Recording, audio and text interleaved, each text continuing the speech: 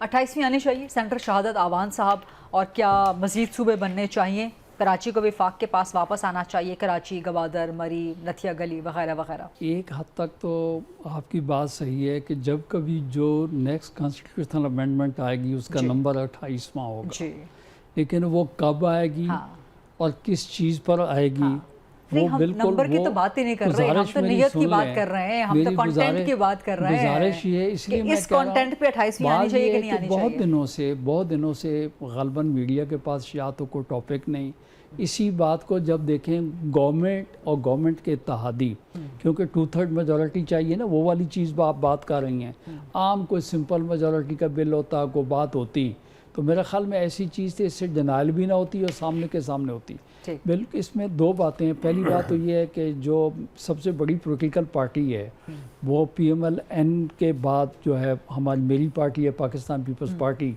और पिछले दिनों पार्लिमानी इजलास के बाद बिलावल भुट्टो जरदारी साहब ने जो कॉन्फ्रेंस की है उसमें कैटेगोरिकली उन्होंने कहा कि देखें ये कहीं पर भी ज़ेर गौर नहीं है और हमसे कभी डिस्कस, हम मुझसे या सदर पाकिस्तान से कभी डिस्कस की नहीं गई। अच्छा ठीक है, इसको यहाँ रोक लेते हैं कि कराची वफाक के पास वापस आए, क्या पीपल्स पार्टी इस पर डिस्कशन के लिए तैयार है या नहीं तैयार, या ये आपकी रेड लाइन है? मैं आपको अगली बात आपको ये बात बताऊँ ना, वापस तो तब आप कहें कि बाद ये फेडरेशन में अगर सिंध सूबे का हिस्सा कभी आप समझती हैं कि वफाक में आया या टुकड़ा कोई कटकर कभी वफाक के साथ सर कराची आया, था ना, वफाकी दारुलहुकूमत हुआ करता था ना, वफाक नहीं वो कैपिटल हुआ करता था, बिल्कुल आपका कहना बजाय 1 यूनिट हुआ करती थी।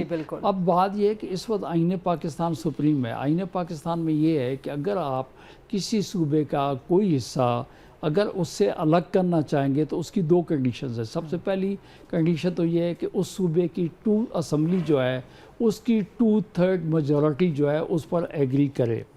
तो पहली बात तो ये है कि ये तो मैं आपको वाज़ह कर दूं कि इस किस्म की सूरत हाल आप तो बहुत आगे चली गई हैं। मैं ये कहता हूँ कि हम अपने सूबे में से कोई सूबा भी कतई तौर पे निकालने के लिए कभी कतई तौर पे कभी भी नाराज़ामंद थे, नाराज़ामंद क्यों नहीं बनना चाहिए? पंजाब इसके लिए तैयार है। देखें जी बात बलूचिस्तान इसके लिए तैयार है। देखो मैं बताऊं, पंजाब यूँ तैयार है कि जनूबी पंजाब के लिए पंजाब असम्बली का रेजोल्यूशन है, ये आपके सामने है। उसके बाद मसला ये है कि इसी तरीके से और भी अगर कहीं पे किसी असम्बली ने अपनी ख्वाहिश का इजहार किया होगा, जिस तरीके से हज़ारे सूबों के लिए इजहार किया जा रहा है, तो मैं ये समझता हूँ कि ये ऐसी चीज़ है जिसके ऊपर बहस मुबाहिसा जो पीपल्स पार्टी का ये मौक़िफ़ है कि सूबे नहीं बनने चाहिए मज़ीद, क्या ये मौक़िफ़ आपका सिर्फ सिंध तक महदूद है या बलूचिस्तान में भी आप यही चाहते हैं?